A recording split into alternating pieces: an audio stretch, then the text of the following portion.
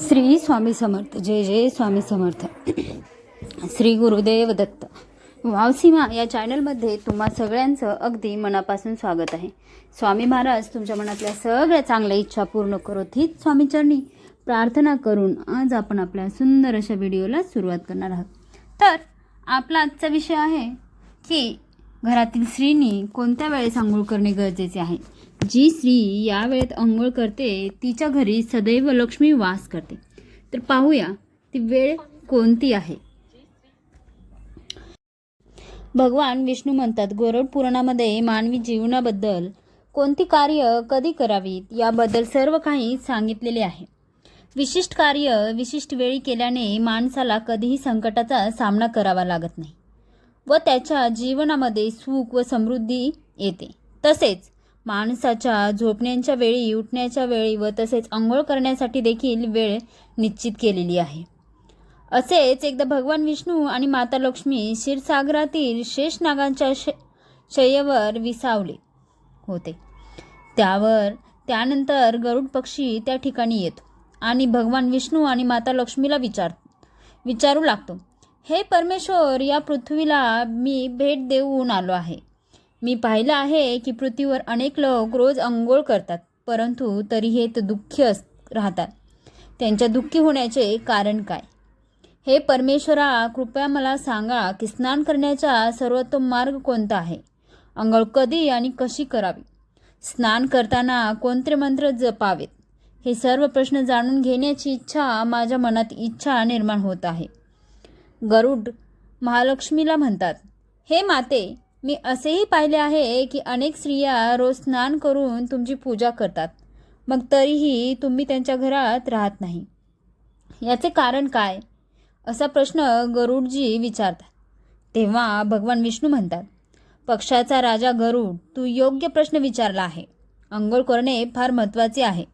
या गोष्टी आपल्याला अगदी सामान्य, साध्या, सोप्या वाटतात, परंतु आपल्या पूर्वांपार चालत आलेल्या प्रत्येक बाबीमध्ये काहीतरी अर्थ दडलेला आहे. आपण त्या गोष्टीकडे लक्ष देत नाही. त्यामागील शास्त्र देखील समजून घेत नाही. अंघोळीने शरीर शुद्ध होते आणि मनुष्य पूजा वगैरे कर्मकांड करण्यास पात्र होतो. त्यामुळे माणसाने रोज अंघोळ करावी. तुमच्या सर्व प्रश्नांची उत्तरे देण्यापूर्वी मी तुम्हाला एक अतिशय पवित्र गोष्ट सांगतो. तुम्ही ते लक्षपूर्वक ऐका. या कथेत तुम्हाला सर्वांच्या सर्व प्रश्नांची उत्तरे मिळते. असे सांगून भगवान विष्णूची गरुडजींना स्नानांचे महत्त्व सांगणारे एक कथा सांगितली, जे सर्व मानवाने लक्षपूर्वक ऐकली पाहिजे. ही कथा श्रवण केल्याने मनुष्याला शेकडो तीर्थक्षेत्री स्नान करायचे पुण्य प्राप्त होते. म्हणूनच तुम्ही सर्वांनी ही कथा पूर्णपणे ऐकावी. तर चला सुरुवात करूया. भगवान विष्णू म्हणतात, आणि पक्षाचा राजा ही प्राचीन काळातील गोष्ट आहे. मध्य देशात एक अतिशय सुंदर शहर होते. तिथे एक श्रीमंत व्यापारी राहत होता. त्याला 3 मुली होत्या. आपल्या मुलींना कधीच काही कमी पडू दिले नाही. त्यांना मोठ्या प्रेमाने वाढवले होते. त्यांच्या मुली स्वभावाने खेळकर होत्या आणि अतिशय सुंदर देखील होत्या. वडिलांनी सर्व कर्तव्ये पार पाडली. आपल्या मुलींना सर्व काही दिले, परंतु त्यांनी एकच चूक केली. ती म्हणजे त्यांनी आपल्या मुलींना शास्त्रांचे आणि योग्य संस्कार यांचे ज्ञान दिले नाही. आयुष्यात सर्व काही मिळवून त्यांच्या मुलींचे आयुष्य अपूर्ण होते. ज्ञानशिवाय मनुष्य पूर्ण होत नाही. पैसा, संपत्ती आणि सौंदर्य असूनही प्रत्येक स्त्रीकडे जे असायला हवे ते ज्ञान त्यांच्या मुलीकडे नव्हते. मग त्यांच्या 3 मुली तरुण झाल्यावर शेठने आपल्या 3 मुलींची लग्न एका चांगल्या कुटुंबात केली. तिघींचे सुद्धा पती मोठे उद्योगपती होते आणि ते सर्व राजवाड्यात राहायला गेले. तिघी सुद्धा राहायला आपापल्या घरी गेल्या. आपल्या घरी गेल्यावर तिथे त्यांचे भव्य स्वागत करण्यात आले. लग्नानंतरचे सर्व विधी पार पडले. तिघींचेही सासरचे लोक त्यांचा आदर करत होते आणि त्या तिघीही सर्वांशी प्रेमाने वागायच्या. त्यांच्या सासरच्या घरी सुखाने राहू लागल्या. तिघी सुद्धा सकाळी उशिरा उठायच्या, अंघोळ उशिरा करायची, कधी कधी अंघोळ न करता जेवायचे आणि अधूनमधून पूजा करायची. सासूने त्यांना अनेक वेळा समजावून सांगण्याचा प्रयत्न केला, पण त्यांनी त्यांचा सल्ला ऐकला नाही. त्यांचे काहीच ऐकले नाही आणि स्वतःचे काम करू लागले. पण जसजसा वेळ निघून गेला तसतसा त्या 3 मुलींच्या सासरच्या घरात अडचणी निर्माण होऊ लागल्या. तिघींच्या पतींना त्यांच्या व्यवसायात आर्थिक तोटा होऊ लागला आणि हळूहळू त्यांचा संपूर्ण व्यवसाय बुडू लागला. इतरांकडून कर्ज घेऊन व्यवसाय चालवायला सुरुवात केली, पण तरीही त्यांना तोटा सहन करावा लागला. त्यामुळे घरात कलह सतत होत होता. पुन्हा पुन्हा मारामारी होऊ लागली. जेव्हापासून या तिघी त्या घरात राहायला गेल्या होत्या तेव्हापासून त्यांच्या घरात संकटे येऊ लागली. तिने बहिणींना त्यांच्या सासरच्या घरी पैशांची इतकी कमतरता होती की त्यांच्या घरातून सर्व काही गमावावे लागले आणि त्या सर्व एका झोपडीत राहू लागल्या. परंतु तिघी बहिणींना झोपडीत राहणे पसंत नव्हते. त्यामुळे त्या सासरचे घर सोडून माहेरी आल्या आणि वडिलांसोबत राहू लागल्या. घरी आल्यानंतरही त्यांच्या सवयी बदलल्या नाहीत आणि घरी आल्यानंतरही तिन्ही बहिणी मोठ्या थाटामाटात जगू लागले. तिथेही तिघीसुद्धा उशिरा उठायच्या, उशिरा आंघोळ करायचे. आंघोळ कधी करायची नाही, तरी कधी आंघोळ केल्यानंतर जेवायचे, तर कधी आंघोळीच्या आधीही जेवायचे. त्यामुळे त्यांच्या वडिलांनाही व्यवसायात तोटा होऊ लागला. त्यांची आर्थिक व्यवस्थासुद्धा ढासळू लागली. मग एके दिवशी भगवान विष्णू साधूच्या रूपात त्यांच्या दारात आले. त्या साधूने प्रेमाने स्वागत केले. पाय धुवून नमस्कार केला तेव्हा शेठला जवळ बोलावून साधूच्या समोर उभे केले आणि त्यांच्याबद्दलची संपूर्ण हकीकत सांगायला सांगितली. साधूने शेठच्या 3 मुलींकडे पाहिले. बरोबरच त्यांना संपूर्ण सत्य समजले. त्या 3 बहिणी होत्या. नकारात्मकता ऊर्जेचे वर्तुळ होते जे सोबत फिरत होते आणि ते कुठेही गेली तरी ती नकारात्मक ऊर्जा तीनची साथ सोडत नव्हती. साधू त्या शेठला म्हणाला, तुम्हा 3 मुलींच्या सवयीमुळे त्यांच्याभोवती नकारात्मक ऊर्जेचे वर्तुळ आहे. या कारणास्तव ते जिथे जात आहे तिथे फक्त दुःख आणि संकटे येत आहेत. तुमच्या 3 मुली खूप आळशी आहेत. त्या उशिरा उठतात, उशिरा आंघोळ करतात, आंघोळ न करता जेवतात आणि त्यामुळे त्यांच्या आयुष्यात हे संकट येतं. मग त्या साधूंनी त्या व्यापाऱ्याला आणि व्यापाऱ्यांच्या मुलींना खूप महत्त्वाचे ज्ञान दिले आणि त्यांना दररोज त्यांचे पालन करण्यास सांगितले. भगवान विष्णू म्हणाले, स्नानांचे 4 प्रकार आहेत. ब्रह्मस्थान, देवस्थान, मानवस्नान, दानव स्नान. याचेही वर्गीकरण वेळेनुसार केले जाते. शास्त्रात ब्रह्ममुहूर्तावर स्नान करणे श्रेष्ठ मानले गेले आहे. ब्रह्ममुहूर्त म्हणजे रात्रीचा शेवटचा तास आणि सूर्योदयाचा ठीक 1.5 किंवा 2 तास आधी असतो. म्हणजे ते सामान्य होते पहाटे 3:30 ते 5 ही वेळ. शास्त्रामध्ये दिवसांची सर्वोत्तम वेळ सांगितली आहे, कारण यावेळी वातावरणात अद्भुत आणि चमत्कारी ऊर्जा असते. हा काळ देवाचा काळ आहे. अशा प्रकारे देवाचे स्मरण होते. ब्रह्ममुहूर्तावर केलेल्या ब्रह्मा स्नानाला श्रेष्ठ स्नान मानले गेले आहे. यावेळी स्नान करून लगेचच सूर्यदेवाला अर्घ्य अर्पण केल्याने जीवनात सुख, समृद्धी आणि शांती प्राप्त होते. मानवी शरीर आणि मन दिवसभर ताजेतवाने आणि सकारात्मक ऊर्जेने भरलेले राहते. ब्रह्ममुहूर्तावर स्नान केल्याने मनुष्य व्याधी आजारापासून दूर राहतो. त्यांचे शरीर निरोगी आणि तंदुरुस्त राहते. दुसरे आहे देवस्थान. पहाटे 5 ते 6 या वेळेत केलेली स्नानाला देवस्थान म्हणतात. सर्व पवित्र नद्यांचे स्मरण करून घेतलेली हे स्नान देखील सर्वोत्तम मानले जाते.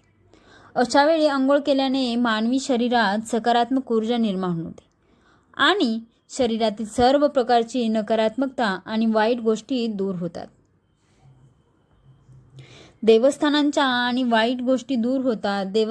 वेळी स्नान केल्याने शरीराबरोबरच मनही शुद्ध आणि पवित्र होते. यावेळी स्नान केल्याने धनाची वृद्धी होते. माणसाला सर्व भौतिक सुख सोयी मिळतात. आकाशात तारे दिसतात. पहाटे केलेल्या स्नानाला देवस्थान म्हणतात. हे देखील सर्वोत्तम स्नान आहे. यावेळी स्नान केल्याने मानसिक शांती मिळते. तिसरे म्हणजे मानवी स्नान. सकाळी 6 ते 8 या वेळेस केलेल्या स्नानाला मानवी स्नान म्हणतात.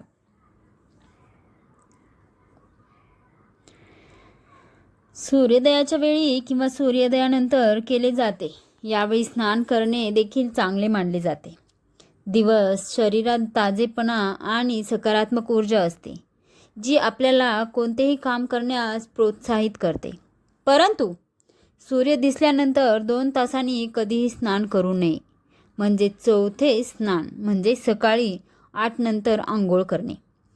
म्हणजे दानव स्नान ते सकाळी 8 ते 12 यावेळेस करतात. हे स्नान अयोग्य आहे. यावेळी वातावरणावर असलेली दैवी शक्ती खूप कमी होते. त्यामुळे माणसामध्ये उत्साह राहत नसतो आणि ऊर्जेची कमतरता असते. त्यामुळे दिवसभर आळशीपणा जाणवतो. दिवसभर शरीरातील सुस्ती जाणवते. ही भावना राहते. कोणतेच काम करावेसे वाटत नाही. सकाळी 8 नंतर स्नान केल्याने व्यक्तीच्या जीवनात अशुभता येते.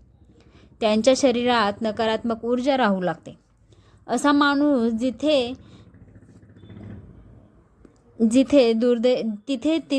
तिथे जातो, दुर्दैव त्याच्या पाठोपाठ येते. तुझ्या 3 मुली सकाळी उशिरा आंघोळ करण्याच्या त्यामुळे सासरची सर्व संपत्ती नष्ट झाली आणि आता तुमची मालमत्ताही नष्ट होत आहे. जे लोक सूर्य उगवल्यानंतर ही आंघोळ करत नाही, त्यांच्या मनात राग, द्वेष, नकारात्मकता, कमजोरी आणि चिडचिड दिवसभर राहते. त्यामुळे त्यांच्या कामात अडचणी येतात. म्हणून रोज ब्रह्मस्नान करावे. तसेच मानवी स्नान करण्याचाही सल्ला दिला जातो. या पवित्र मुहूर्तावर दररोज उठून स्नान करून पूर्ण भक्तिभावाने देवाची आराधना, प्रार्थना, पठण व सूर्यदेवाला अर्घ्य अर्पण केल्याने आपले शरीर तसेच मन शुद्ध आणि पवित्र होते आणि आपले अनेक समस्या दूर होतात. आपल्यातील सर्व प्रकारची नकारात्मकता दूर होते आणि सुख समृद्धीचा मार्ग खुला होतो. संध्याकाळी आणि रात्री आवश्यक नसल्यास अजिबात आंघोळ करू नये.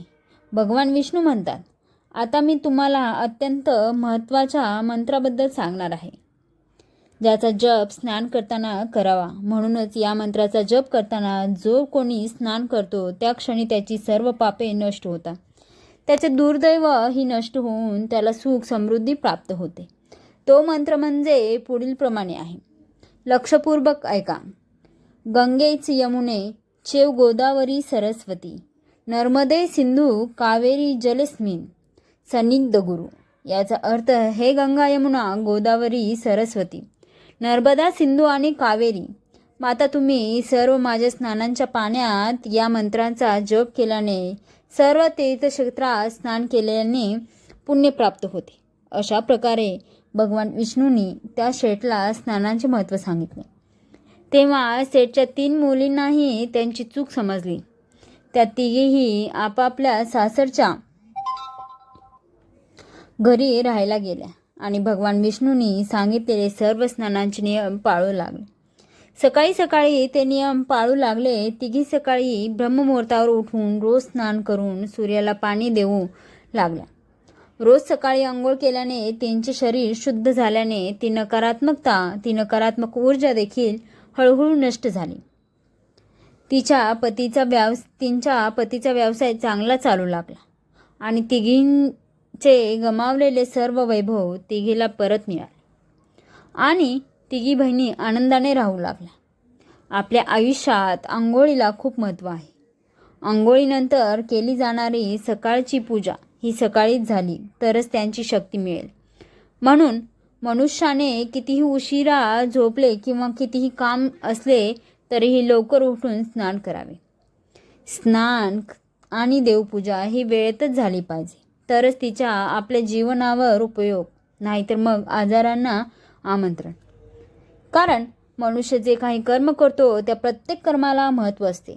म्हणूनच स्नान, देवपूजा या कर्मांना पण तितकेच महत्त्व आहे. त्यामुळे रोज सकाळी लवकर आंघोळ करावी. सकाळी 8 नंतर स्नान करणे अशुभ आहे. अशा प्रकारे भगवान विष्णूंनी गरुडजींना स्नानाचे महत्त्व सांगितले आहे. श्री स्वामी समर्थ. व्हिडिओ आवडला असेल तर व्हिडिओला लाईक करा आणि कमेंटमध्ये आपल्या स्वामी माऊलींचा गजर करायला विसरू नका. सोबतच जय श्री हरी विष्णू जय माता लक्ष्मी लिहा. तसेच वाव सीमा या चॅनलवरती जर का तुम्ही नवीन असाल तर चॅनलला सबस्क्राईब केल्याशिवाय जाऊ नका. श्री स्वामी समर्थ. जय जय Swami Samarth. Shri Gurudev Datta. Like share and subscribe. धन्यवाद.